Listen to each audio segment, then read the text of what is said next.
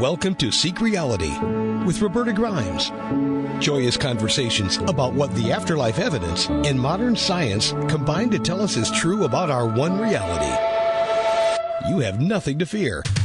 You are eternal and you are perfectly loved. Knowing the truth changes everything. Now, here's Roberta. Welcome to Seek Reality. I'm Roberta Grimes, and I'm so happy you're with us today. In my family, whenever anyone comes across anything at all about life after death, of course, they always forward it on to Mom. And not long ago, someone forwarded to me a horrifying, really horrific statistic. More than 80% of all the people in the world are literally still afraid to die. How is that even possible? In this day and age, when the evidence is so clear, so abundant, and so certain that everyone happily survives the change in condition that is physical death, how is it possible that 80% don't know? Just last week, we had some men here giving us an estimate for deck improvements, and one of them noticed that we have a lot of copies of one book on a shelf beside our family room fireplace. And that's because I give away a lot of copies, so they're right there. They're ready to be given away. He looked at my daughter and me together, and he said, "Is one of you the Roberta Grimes who wrote The Fun of Dying?" So then, while my husband and daughter went out with his partner and they talked about the deck, I helped this man who had recently lost his wife to deal with the fears that people have when they have just lost someone they love.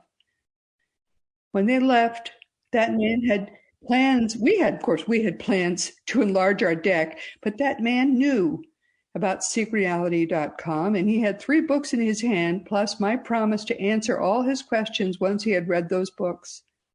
It is a travesty that in the 21st century, everyone on earth doesn't enjoy the happy certainty that we live forever. All the evidence that our lives are eternal has been readily available for more than a century, but there are surprising reasons why the truth about our eternal lives is not more widely known. And since fear, believe it or not, I have to tell you this, fear, there is not, it's not just about death. This is about life. Fear is the source of most of the evils in the world that we now worry about.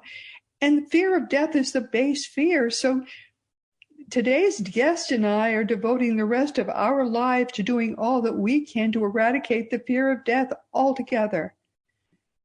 The wonderful, irrepressible Dr. R. Craig Hogan is with us today on Seek Reality for the 38th time. Craig Hogan is the world's leading expert on death and the afterlife, and he is my mentor and guide in doing this work. Together, we have established SeekReality.com, which is the world's only and ultimate source of information about what really happens at and after death. And given how much harm the fear of death is doing in the world right now today, without our even knowing how bad it is, how much wrong and how much harm is happening because of it, today, Craig and I are going to talk today, about just what may be the most important topic of all for us and for any of us to be talking about, which is how we can get rid of our fear of death in the world. Craig, welcome. I'm so glad to have you with us again. Yeah, I'm ecstatic to be here. We have so much to talk about, and these Seek Reality episodes are full of information that I wish that we could get to people. I wish that we could open up everybody's minds and give it to them all at once and make a difference for humankind. If people only realized what we know to be true, it would make a whole different species. We would evolve into something immediately that is entirely different than anything that has ever evolved in humanity's history. I think that's the part that's so frustrating. Because this isn't really about death. It's about life and about how to transform life. And let's talk. I'd like to hear what your thoughts are about it, because I think about this all the time now. There really is no death. Death and the dead are mythologies. They are ways of people explaining what happens at the end of the life when they see that the body no longer ceases to function. And they wonder what happens to the body or what happens to the person at that time. And so they have come to the conclusion, many people have come to the conclusion that death is the end of everything. It's the end of the mind, because the mind seemed to have been inextricably intertwined with the body. And so then the mind must be gone. And the problem with that was in the early part of the first millennium, Christianity became very prominent in Western world. And as a result of that, the Western world then gave up on thinking about spirituality as anything but what religion told us it was. And then when 4 centuries ago, science began to take over and say, you don't need that religion stuff. Everything is by accident. We have explanations for it all, and there's no need for a God. And so science took over, and spirituality still hadn't developed. And in fact, it left religion behind, which is all the people were clinging to as their spirituality. And so now most people are left without an anchor. They're left without any notion of what happens after the body dies. And so we're just now beginning to discover, it's as though we're going through a third phase. We went from religion dominating the world to science dominating the world to now where we understand the truth and the reality will dominate the world. And that reality is what we know to be true, that we continue to live. There is no such thing as death. There's only a transition. And then we transition to the next stage of our lives, just like going from an infant to a child, from a child to an adolescent, from an adolescent to a young adult. It's exactly the same thing. It just, in this case, at the end of that transition period, we leave the body behind. And that's what we see because we're still on the earth plane. Absolutely right. And this is actually also what Jesus came to teach us. He came to teach us that there is no death. And unfortunately, when the Romans in the year roughly 300 to 325 AD took over the Christian movement, which was a movement before that. It wasn't a religion. Jesus didn't come to start a religion. He came to start a movement. When they took it over, they turned what to him was the glorious tada of, see, there is no death. They turned it into a Jesus died for your sins. Well, he came to abolish sin. All of this is in the Gospels, but of course the Christian religion doesn't teach what Jesus taught. It teaches the Roman version, which has nothing to do with the words of Jesus. When we are in the process, as you know, because you're really the driver of this, but we're about to show the world what Jesus actually taught. Although there's no need for us to do this if the Christian religion were based in the teachings of Jesus, because they're all in the Christian Bible. It's just that the Christian religion doesn't teach those teachings. But he came to teach us all of this.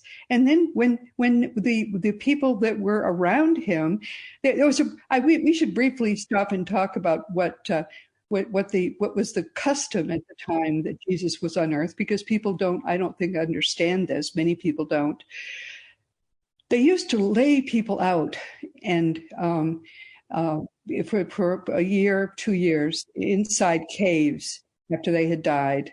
And then after their bodies had rotted away, they would gather up the bones and they would put the bones into bone boxes.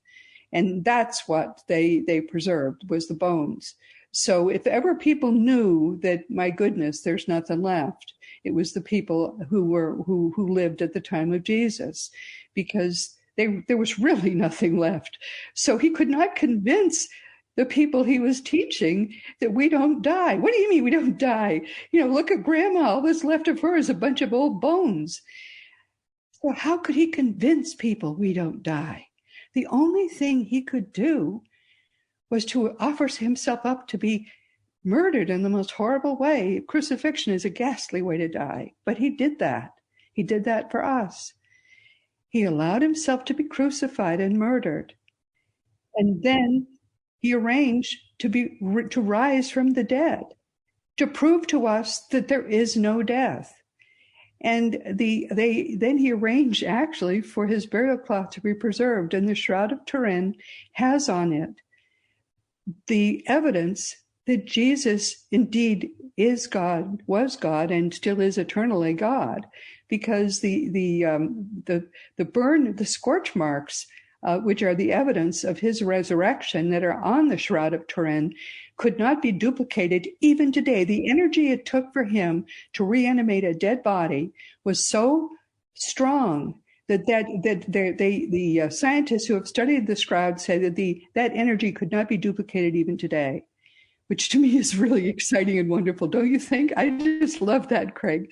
But all right, so he proved when he rose from the dead that there is no death. Look what I did. You can do this too. This is who you are. He said, all the things I did, you can do as well.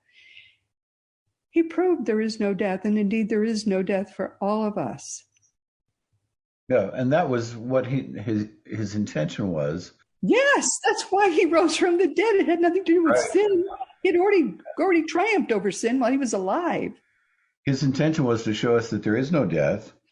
And he then appeared to his followers afterwards, and they were just amazed when he appeared. They didn't understand who it was or how he had managed to arise from the grave.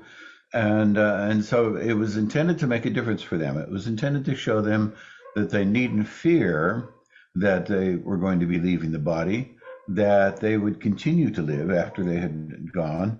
And that message then was lost very quickly among those who were his followers, and then especially the Roman authorities, who, as you said, took over in the early part of the 4th century. And so then that message that you don't need to worry about dying because you're not going to die. You're going to just transition to a new stage of your life, and then you will live there within the many mansions that are there. And when you live there, you will be happy and contented and healthy, and you will continue in your spiritual growth. And that message then was lost. It was buried under the concept of the atonement, and that everyone is a sinful creature. Judgment. And that to be saved, you had to come to the church. Yep. The religion had to be fear-based because otherwise they could not get people to get out of church. I'd rather out of bed on Sunday and come to church and put money in the till. That was what it was all about. And so because that's true, people now are terrified. I mean, talking to that, and this is very fresh in my mind because this just happened 2 weeks ago. This man stood, and I couldn't even get him to sit down because he was a workman and he was afraid his clothes were dirty. And so I couldn't get him to sit down in my house. We stood and we watched the people out on my deck talking about my deck. And he kept saying, how do you know? How do you know? How can you know that there is no death? And so I talked to him about the evidence. We have so much evidence and from so many different sources, and it all tells us the same gigantic set of things. There is no possibility that you are going to die. Everyone listening today knows, and you can be glad to the very marrow of your bones that you are going to be living forever. It's impossible for you to die. The only part of you that's real and true and really ever will live forever is your mind. But the only part of you that's real is your mind now. All the rest of it is matter. It doesn't matter. The part of you that's real is your mind. That's who you are, and that's eternal. Yeah, and the part of us that people don't realize is the mind that's separate from the body, is the part that is eternal, that continues. But because of the fact that when we look around, we see things that are substantial, we see things that are matter and energy, and so we assume that we must be matter and energy. And so we take on the identity of ourselves as being material in the bodies that we see when we interact with each other. And so it's difficult for people to see that we are not the bodies. We're using the bodies as rather like avatars in this realm in which we're learning lessons. And that once we are done with this, when we're finished with this realm, then we simply go on to another realm. And then we have a new body. It's a different body. It is a body that's in our prime. And from there, then we continue to grow spiritually from there. And the people can't see that. They don't realize that that's true because they think that they see the material world around us. The body is material. The body must be all that there is. And so when the body dies, the person dies. And that's just a fiction. It's absolute mythology. And it's ignorance that we have to help people to understand. You never were the body. You were just using the body. And this is all illusion. This what we see around us is illusion, and that's hard for people to grasp because it seems so solid. But even Albert Einstein said that. He said what you see around you is illusion. It's a heck of an illusion, he said, but it's an illusion all the same. The matter we see around us is 99.99% empty space, because the atoms within it are 99.99% empty space. The reason you can't put your hand right through your desk or through the wall is that the atoms in your hand would conflict with the atoms in the wall. It's that simple. And it's extraordinary. This is how I think of it. If the White House, where it is and the size that it is, were the nucleus of an atom, the closest orbiting electron in that atom would probably be about as far away from it as Denver, Colorado. Now think about how far away that is. And there'd be nothing between them at all, nothing. Isn't that amazing? I mean, look at a map and look at how far away. Think how small the White House would be on that map, and think about how far away Denver is. That's what the proportion of things are inside every single atom. There's nothing there. It's all illusion. And even inside the particles inside those subatomic particles inside that atom, if you could look inside those subatomic particles, they're just vortices of energy. There's really nothing there. That's why Einstein said what he said. It's all an illusion. It's a very good illusion, but it's all an illusion. Yeah, there is nothing but matter and nothing but energy. Matter is just a slowed down form of energy. Yes. And as a result of that, because it's only energy, then we have to answer the question, how could this energy take on different forms? How could it form a planet or a tree? How could it form an ocean or a person? And so, because it's the same atoms, the same atoms that are mostly empty space. And the only way they could happen is that there is, underneath that, there's information. So information is really the building block. It's the part of the fundamental part of reality. And information is the consciousness. Our consciousness then is the information that gives form and substance to what we see as reality.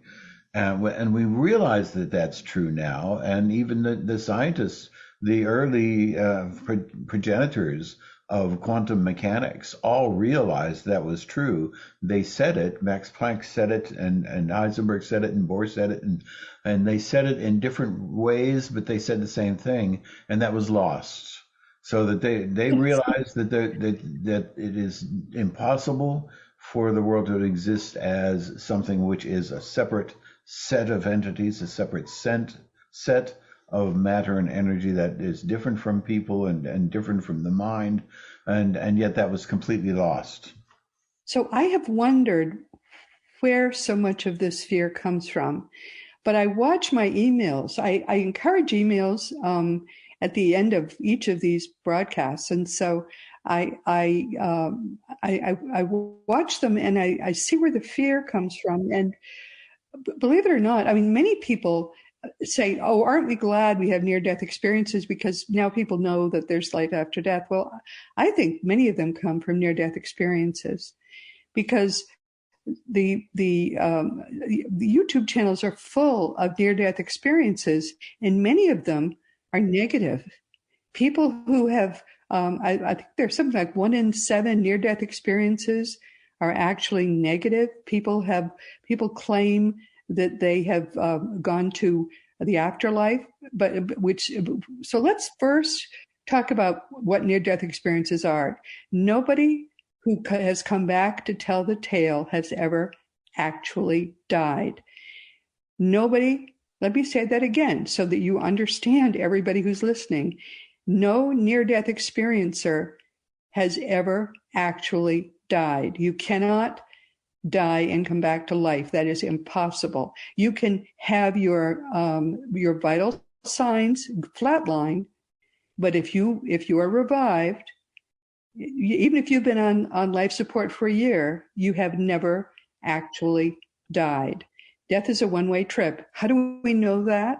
Because there is, and this comes from the Bible, there's something called a silver cord, which maintains your body alive. It attaches who you actually are, your astral body, your energy body, to your material body, and maintains your material body alive. If it's severed, you die, and death is an irrevocable trip. And in many more extensive near-death experiences, there's a voice that is reported that says you must turn back. If you continue to go forward, you're very near where the dead are, and if you go forward, your silver cord, which is a term from the Bible, will sever, and you will not be able to return to your material body. You'll be dead. And so most people then turn back. We think a few people don't, and their bodies are found and they're dead. But you cannot die and come back to life. Where do near-death experiences occur? Many of them actually are what amount to astral travel experiences. People go to the astral plane, which is gigantic. It's at least as big, or several times as big, as the entire universe. And that's, I think, and I don't know whether Craig agrees with me, I think that's where we actually live our eternal lives. It's just gigantic. A little tiny part of it is where we go when we die, and sort of like a foyer between this life, this material world, and or the universe, and the astral plane. But you can't go to that foyer and come back out of it and go back into this world. I mean, it's a one-way trip. If you go into that foyer, you can't come out of it again. So these near-death experiences are very, very aberrant. They're experiences that our guides have given us. Often they're dreamlike. They're meant to teach us lessons. They include weird beings. Strange things happen. Sometimes those weird beings impersonate God or Jesus, angels. Who knows? Weird, strange things happen, but they're not real. They're dreams. They're effectively dreams. So with that little preface, many people, they seem real, and many times they seem love-filled. So people are sure they've died. And then they get on YouTube and they report, oh, God told me this, Jesus told me that, or I went to hell and it was full of flames, and the devil told me this and the devil told me that. And so people then email Roberta Grimes and they say, oh, I saw this YouTube and Jesus said this or God told me that, and they're scared to death. And no wonder they're scared. But it's just like someone told me this weird dream and I'm scared now. But it was not real. None of it was real. But I think that's cranked up fear, Craig, like you cannot believe. Yeah, it's unfortunate. They are like bad dreams. They're like nightmares. The person is still alive, is still a person on the earth plane, is having all the experiences of the earth plane. And that means that they do have these experiences that are negative when they're in the process of being in trauma.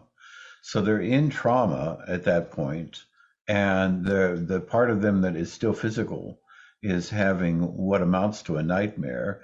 This is a very small number of people. Not only that, but all of the descriptions of these negative entities are different. They don't have similarities. The descriptions of NDEs that are positive all have similarities, and they all are in the same vein. But those that are hellish or negative don't have the same similarities. But they're just bad dreams that people are having. And and we're not just saying that that's true. We know that it's true because we communicate with the people who have already made it to the other side. In other words, they didn't have a near-death experience; they had a death experience. So they Right. transitioned to the next realm of life. They're living now in the next realm of life, and to a person, every one of them say the same thing. There is no such thing as a hell. There is There's no such hell. no such place as a hell. That was created by the early Christian church, and it was continued. It was promulgated in order to keep people in line. Yeah, totally, totally nonsense. And horrible nonsense too. There are the most ghastly things that were said to people in the 19th century, especially. Horrible, horrible things were said to people to try to keep them in line. I could report to you, so because I did research in this. I mean, I was a very zealous Christian for a very long time, and I could tell you things that would absolutely break your heart, especially that were said to parents who didn't manage to get their babies baptized in time. This is what's going to happen now. Because you didn't get your baby baptized in time. This is what's going to happen to your baby, which is now in hell forever. Oh my goodness, break your heart. Yeah, it's a terrible mythology. And it's something that we do have to get rid of. We have to eliminate that mythology. And we'll do it by bringing forth the witnesses, the people who have gone through the experience of transition. And they all say that it's a wonderful experience. And not so coincidentally, those who have NDEs that are the normal NDEs, that are the vast majority of NDEs, all describe the same thing. And they say that when they make the transition, it's a wonderful experience, that there's an unconditional love feeling that they're getting when they go into the NDE. But the important thing is, when the people go to the next life, they are enthralled with the beauty of the next life. It's a wonderful place. There is no judgment. Nobody is condemned. Nobody is sent to a place where they have to be in terrible torment for the remainder of their eternal lives. And so it's just a mythology, and it's a mythology that has to go away. But still, nobody who reports on an NDE, whether it's a good one or a bad one, who, if they're standing in front of you and able to tell the tale, they never actually died. Even the good NDEs are not a traditional death experience, because when people actually die, they're almost always at a planned exit point. And that's by design. We plan our lives before we're born. We plan a very careful. This is a serious thing. There are far more people who want to experience a life on Earth than there are bodies, especially now when abortion is kind of a vogue. People try to make abortion as easy as possible, especially in the United States, and they a lot of babies don't get the chance to get born. And it's even though that there was a baby, and this is something I'm not sure about, Craig, whether there always was a lifetime plan for those babies that got murdered, or whether there wasn't. I just don't know. But whether or not there was, there have been millions and millions of babies that were not born that could have had a life planned for them. And now there never was a life planned or a life that was realized for them. And many more people would like to have had that life opportunity and been able to have those life experiences that now never got to be had because of the abortion. We need to separate out the idea of the body and the idea of who we are. And people are unable to do that. We are not the person who is having experiences in Earth School on Earth until the point when we can have the experiences and grow and learn from them. Before that, it's only a potential. So we can say that the fetus was a potential person. And so then the fetus, if that person who was not born then goes on, is loved by the people around them, then they will be born in the next realm of life. We know that to be true. We've actually communicated with the people who were not carried to term, and they were born in the next life, and they've grown up there. So we know that that's true. Until that happens, until they become the person they are, either in the next life or in this life as they are born and then they grow into a person, until that happens, they're simply part of the scenery. There is no life in them. There is no life in the sense of being the mind, the eternal mind. So that it does not harm the person when a fetus is aborted. If there was a person who was going to inhabit that or use that fetus then as a child, then that person is just going to go on to another parent and they'll be born there. And so we know that that's true, that the fetus is just part of the scenery. It's just part of the earth realm. It is not part of the eternal mind.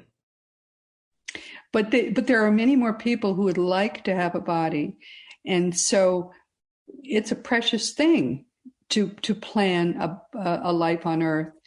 And therefore, we take very seriously planning a body, planning a life in a body. And therefore, but once we get here, this is not fun. I mean, you may think because you don't remember what it was like to be at home, you may think you're having fun, but you don't know what fun is till you get back home again. Believe me, it's a wonderful, wonderful place, and there's so much more to do there than here. So we plan our exit points when we think we've gotten as much as we can out of this lifetime. We do want to go home again, and therefore, planned death is meant to be as good, as happy, as love-filled, as joyous as a good life is. And it's not aberrant. It doesn't have strange things happen in it at all. And we've written about, I have written several times in my blog, and I wrote in The Fun of Dying what a good life and a good death and the process of dying would be like. It's very consistent. We have many, many, many reports of what a good death is like. And that's what happens. It doesn't, there are many different kinds of deaths reported in near-death experiences, and usually they're very, very, very, very much more consistent with one another than they are in the typical near-death experience, which tends to be something that your guide, if you have one, your guide has planned it to be a little different because it's planned for you. It's like a dream is different. Dreams are all different from one another because they're planned for you by your own guide to give you the experience that you might have needed in that particular situation. They're all different. But as Craig says, they're for the most part meant to be positive experiences for you. That's just the way it is. Yeah, everything that happens to us during the Earth School term, when we're in Earth School, is intended to teach us lessons. Yes. And so what happens is when someone has a near-death experience and they come back to this life, then that was because it was meant to teach them something that was part of their life experience, part of their life lessons. And so that means that some people will have unfortunate or negative experiences, and that's because they needed that as part of their life experience. They needed to learn something from it. So we can't take anything that happens during the lifetime as being the truth for everyone, for the whole universe, for all of us, for every person. And it's intended for that individual. It's intended for that person. So there's a message there. And as far as the negative near-death experiences, they are of three different types. They're of the negative that are somehow people feel like there are people grabbing them and jostling them around and doing things to them in that experience. And that's because they're in the middle of a trauma. And there are things that those things are actually happening to them. People are jostling them around and manipulating them. And then the second type is the type in which they have, instead of having a wonderful experience of going into the light, they have an experience of going into darkness. But that again is just something which is part of the nightmare. It's part of the fact that they are not alert at that time, and so then they're having that experience in the body as part of their physical realm experience. And so then that is the experience that happens as a result of that. And the final one is that there are some of these negative experiences that are just completely idiosyncratic. They have nothing to do with anything. They have to do with a person who has a terrible headache, or they have a terrible feeling like they're falling, or something of that sort. These are just nightmares. And the statistic that I am aware of suggests that there's only 2% of the people who have NDEs that are negative, as opposed to the 98% who have positive. That's a lot better. That's there. I have seen it as much as 1 in 7 have, or at least to some extent, negative, which is a lot more depressing. Yeah, it's a smaller number than that, and there are others, and that they're included in that 1 in 7. I'm sure there are others that are just not as positive as a near-death experience generally is, because the near-death experiences follow the same protocol, or they follow the same pattern, and so we know that what they're like. And some of them are outside of that in some way other than those completely negative experiences. But I'm sure that that's true, that it would be the 1 in 7 is of the people who don't have the completely positive NDE that other people have. But as far as hellish, the idea of hell, or the idea of people writhing in pain and in the fires of hell, that's such a small number, and even those are not consistent with each other, and they're coming out of the person's own memories or thoughts or inclinations or beliefs, right. And they're not coming out of reality. Totally bogus. Absolutely no such possibility. Oh, Lord. So how can we help people who are saying, all right, so you're talking a good game, but I'm still scared. How can we help them? What advice do we have for them? Yeah, what people have to do is to be open. Just open your mind. And if you open your mind, then the truth is going to rise to the surface the same way that water finds its own level. And if you open your mind and continue to look and to listen to hear what is happening, then eventually then the truth will come to you. It is a process. It is a long process. We all go through that. I went through that. I know you went through that.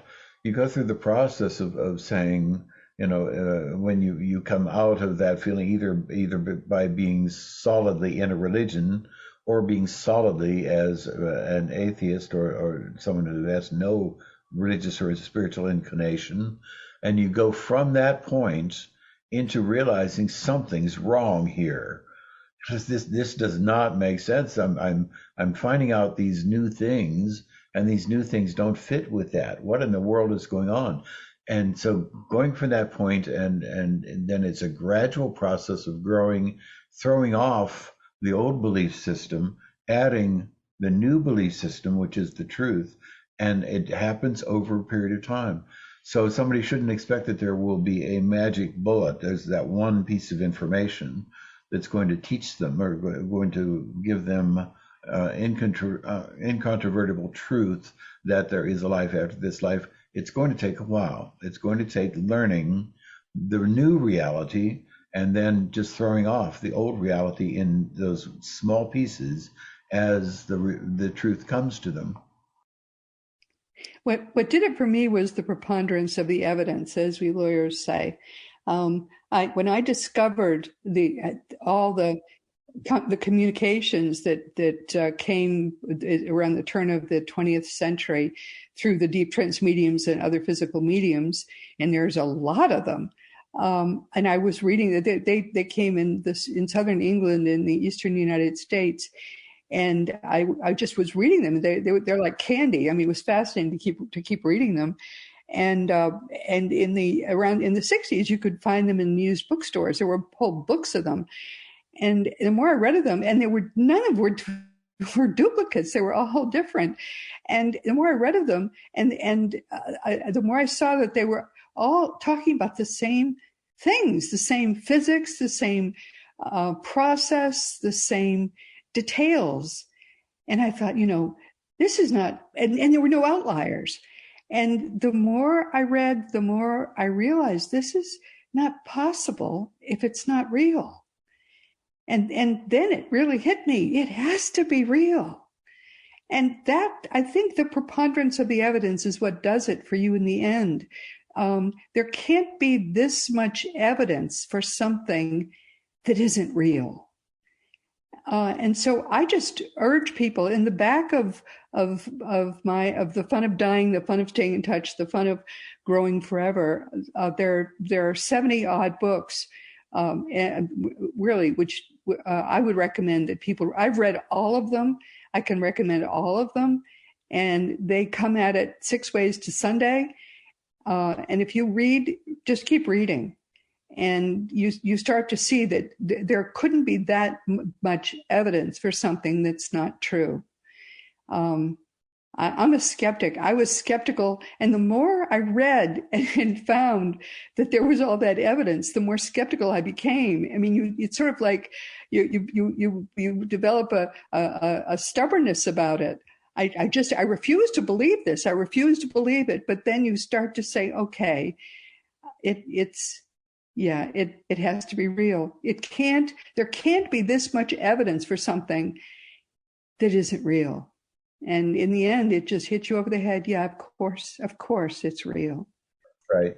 It's so wonderful that people say, oh, this, I was taught that things are awful and negative and you should feel like there's no hope for the world. And to turn around and say, no, well, no, that's not true. Things can be wonderful. They can be beautiful. They can be full of hope, and all of our dreams can come true. People say, oh, that just is fantastical. I can't believe that. I can't believe it's so wonderful. But we're saying, yes, it is. Yes, it is. And once you begin to realize that, then your whole being is infused with this positive, wonderful, warm feeling about what you know about life and the life to come. And so then it's just a matter of people coming to the point of baby steps. Just take one step at a time, keep looking, keep being open, and water will find its own level. You will find the truth, because the truth is all that there is underneath all of this. It's just so amazing. It's sort of like, well, I mean, wouldn't it be great if you just, could like find that maybe you get to the bottom rung of some ladder, and at least you can cling on to the bottom rung. Maybe you can get to go home for milk and cookies or something. And what you find is that it's really, you're the star of some enormous show, and you're the best loved person in the whole universe. That's what you find. Whoever you are, it's all set up for you. And I say at the end of the podcast, you're the best loved person in the universe. That's how they make you feel. It's the most glorious thing there is. I just can't get over. It isn't just, you don't go home for milk and cookies. You go home for a 10-ring circus. It's the most amazing thing. God loves you more than you can imagine. Yeah, there is nothing. The entire universe is infused with love, and we don't realize it. In order to not to realize it, we have to turn our backs on it, and we turn our backs on it because of the fact that we were raised from childhood to believe the worst about the world. Yes. And to believe that the world is a terrible, cold, hard place that is it's full of matter and energy, that has no mind to it, has nothing of substance, that it's an accident in time. And so we were reared to believe that was true as children, and that terrible lie that we were reared with now is dominating people's lives. And if we could just, instead of focusing on that, if we could just turn around and look outward, then we see that the whole universe is infused with love, and that we are loved unconditionally, and that we will go on to a life after this life that is infused with love, and there we'll be able to continue in the loving space that we're in, and we don't have to live with the lie that there is no such love. It's extraordinary because science teaches us what you just said, but also so does Christianity. So do all the religions too. And it's just not true. Jesus taught us how perfectly we're loved. And we just don't read that in the Gospels. No, Jesus was very strong on saying that that was his central message. His Yes. central message to humanity was all you have to do is have love for one another and have love for what we know to be true about the universe, which is the God knowledge.